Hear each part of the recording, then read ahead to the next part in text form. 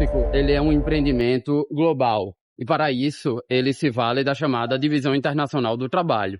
Então ele é formado por 3 grupos de países. Existem os países produtores, que no caso da Amazônia, Colômbia, Peru e Bolívia.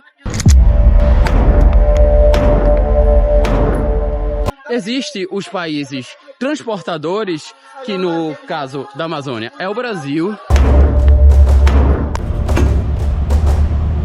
E existem os países, hoje as regiões que são consumidores, que no caso dessa região amazônica é a Europa e a África.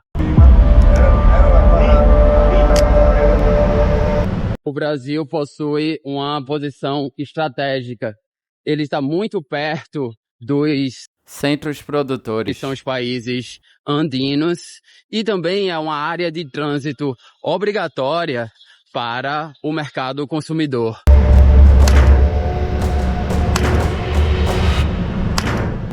Vicia ou não vicia?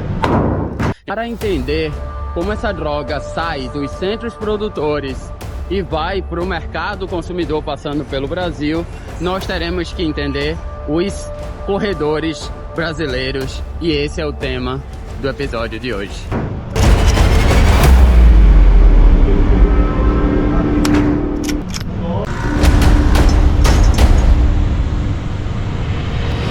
Tá bom, né?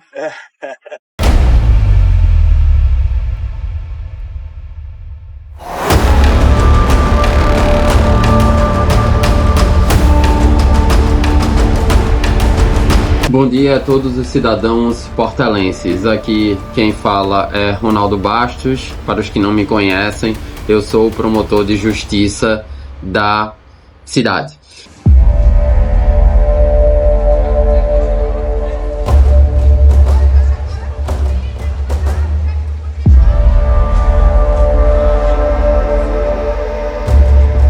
Eu quero falar basicamente de 3 coisas nesse vídeo. Primeiro, a importância da confiança nas instituições. Segundo, como melhorar a comunicação de vocês com as nossas instituições e o papel de cada um na luta contra o crime.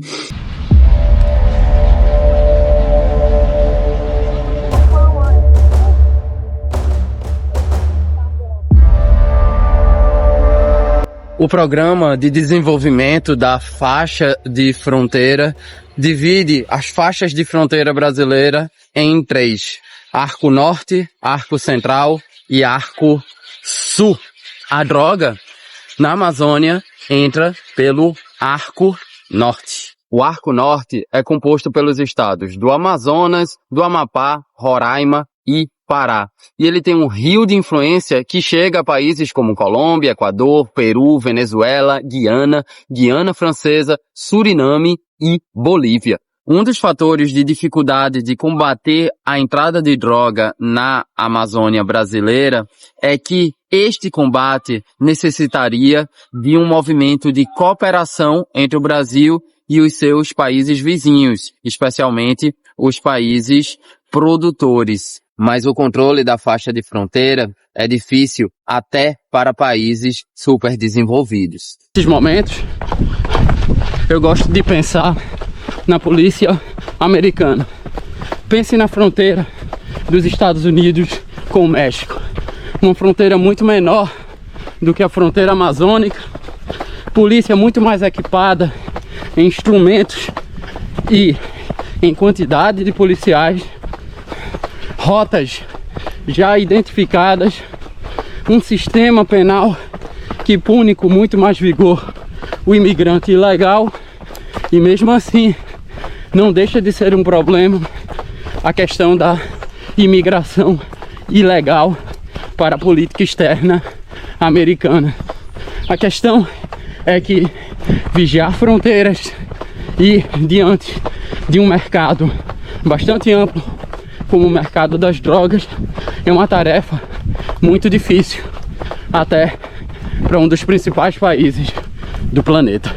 Agora, imagine isso na maior floresta do planeta. Você está numa trilha, que pode ser trilha ou não, entra numa estrada que cabe até um carro. E depois vem para uma outra trilha, que pode ser trilha ou não. E sem mais nem menos,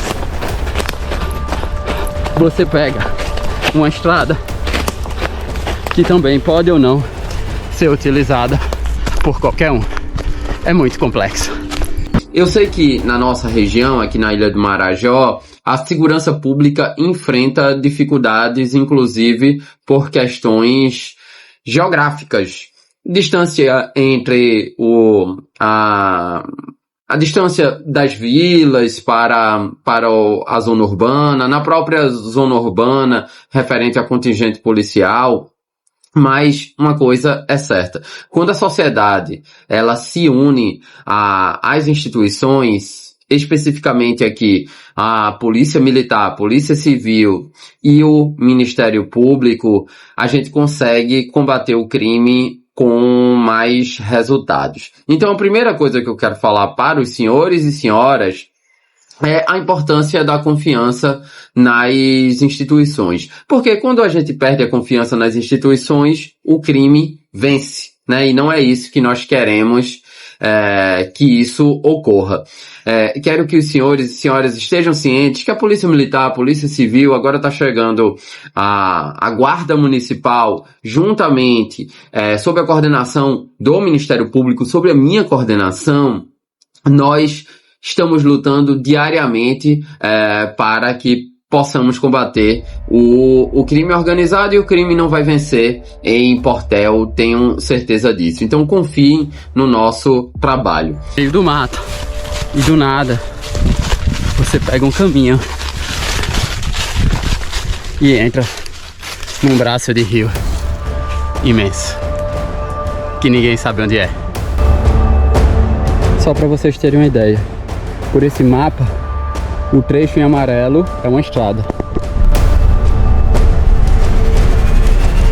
O trecho em vermelho é um caminho qualquer que eu fiz no meio do mato.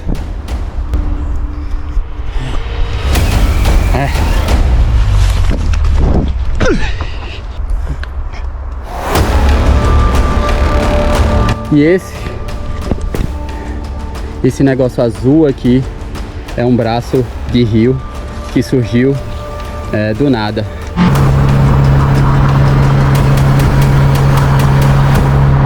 O Rio Amazonas é um grande corredor para a fluidez da droga, principalmente cocaína e skunk.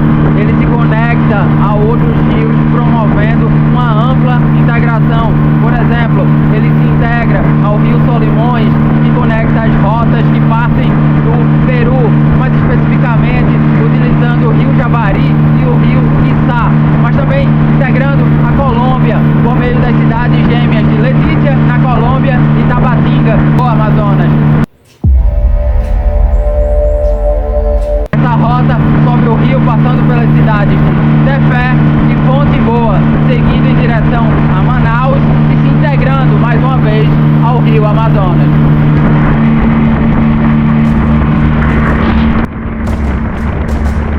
A partir dessas rotas se destaca muito plenamente o estado do Pará, e ela é a grande área de trânsito de droga em direção aos mercados nacionais e internacionais. Isso porque, por meio do Rio Amazonas, as redes hidrográficas se integram à cidade de Santarém, mas o destino da droga é mesmo Belém. Pelo Rio Amazonas, há também uma integração pela região do Xingu, através da cidade de Altamira, que se tornou um grande entreposto de droga com a presença das facções criminosas.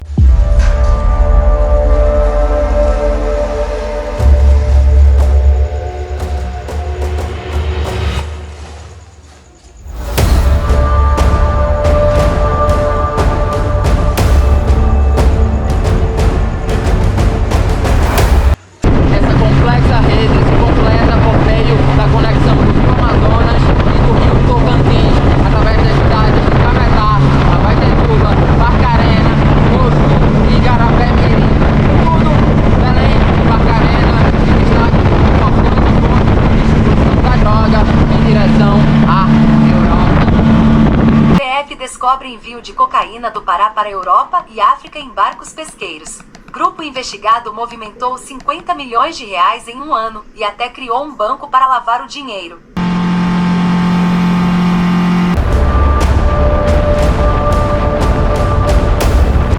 Tu não cumpre o mandado antes de eu chegar não, viu?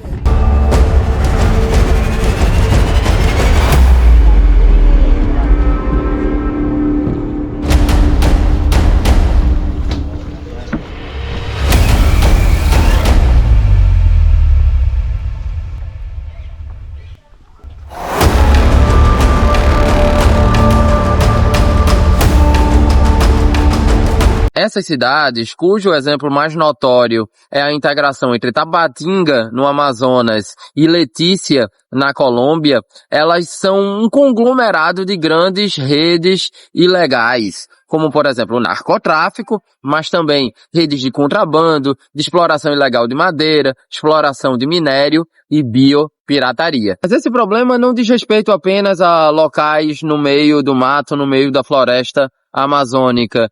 Também há grandes dificuldades de combater essa entrada de droga em locais que tenham grande integração econômico-social, como as chamadas cidades gêmeas. As cidades gêmeas são aquelas que estão na faixa de fronteira e se encontram divididas pelo limite territorial do Brasil com seus países vizinhos da América do Sul. Droga na Amazônia não vem apenas pelos rios. As rodovias são veículos importantíssimos. Pela rodovia Cuiabá-Porto Velho se dá a relação de transporte que recebe a droga que vem da Bolívia e entra por Rondônia. Também temos uma rodovia bastante importante que é a BR-163, que liga o Mato Grosso ao oeste do Pará. Essa BR se interconecta com essas vias fluviais, porque além da rodovia transamazônica, ela também consegue se conectar com o rio Amazonas, com o rio Tapajós e com o rio Xingu. Uma outra questão que a gente tem que aprimorar, e tenho certeza que o capitão Gil Kedson está fazendo com os senhores e senhoras, é a questão da comunicação entre os senhores e as nossas instituições. A gente tem que fortalecer essa comunicação para que vocês se sintam à vontade para denunciar seja cobrança de taxa, seja domínio de território, seja crimes às vezes que aparentemente não tem relação com o crime organizado, mas a própria venda de drogas, tráfico de drogas é uma forma de abastecimento do próprio crime organizado. A partir da Transamazônica é possível sair de Santarém e essa droga chegar a Belém e ao nordeste do Pará. É possível também que essa droga siga para Brasília, pela Belém-Brasília, siga por um Maranhão, pelo Pará-Maranhão e também pela Transcametá. E essa droga, assim, por essas 3 rodovias, pode chegar ao sul, sudeste e centro-oeste do Brasil. Sem as denúncias de vocês, sem essa comunicação, a gente não vai conseguir combater de forma eficiente o crime organizado. Então, o Ministério Público, assim como a polícia, é um órgão protetor da sociedade. Só que a gente só consegue proteger a sociedade com a ajuda de vocês, que são os representantes da sociedade. Então, conto com vocês para a gente melhorar essa nossa comunicação. Vocês são uma pedra fundamental para melhorar a nossa atuação na proteção de vocês próprios, beleza?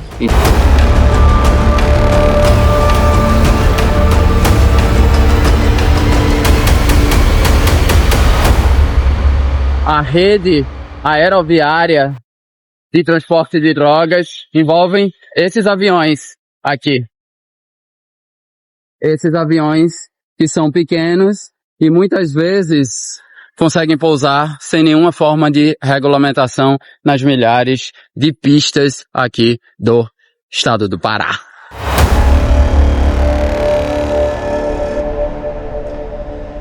Eu estou começando a estudar essas questões das das pistas. Veja essa reportagem interessantíssima da Intercept Brasil, as pistas da destruição.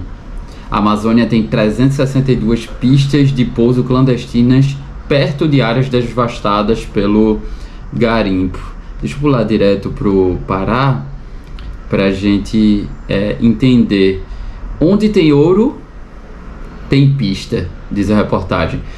Itaituba, Jacareacanga e Novo Progresso, os 3 municípios do Pará que concentram a maior parte das permissões de lavra garimpeira utilizadas para esquentamento do ouro. O que eu quero chamar a atenção, e é isso que eu estou conduzindo nos estudos, é que isso foi feito a partir de cruzamentos de coordenadas geográficas das pistas com alertas de desmatamento por mineração da plataforma, essa plataforma aqui é Amazon Mining Watch, e foram descobertos essas pistas, que dão várias pistas, tem mais de 2.000 pistas nessa reportagem.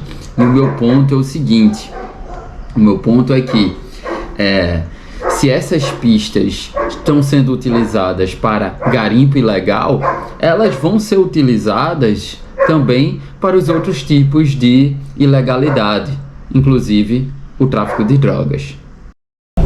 Mas os corredores aeroviários não se limitam às pistas de pouso clandestinas que ficam camufladas em meio à floresta.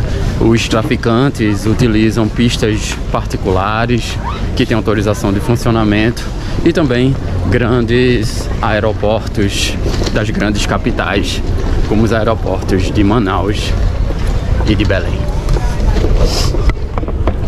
Esses corredores que eu estou mencionando, quando a gente fala de Amazônia, a gente tem que combinar com o chamado tráfico formiga, que é aquele tráfico que é feito a pé mesmo, em rotas que só os mateiros conhecem.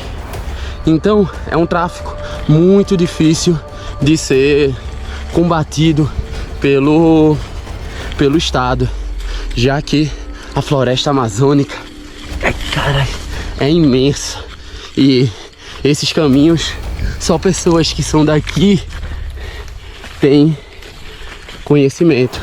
Então os corredores rodoviários, os corredores aéreos e os corredores principalmente hidroviários são combinados com esse tráfico por caminhos que só os amazônidas conhecem.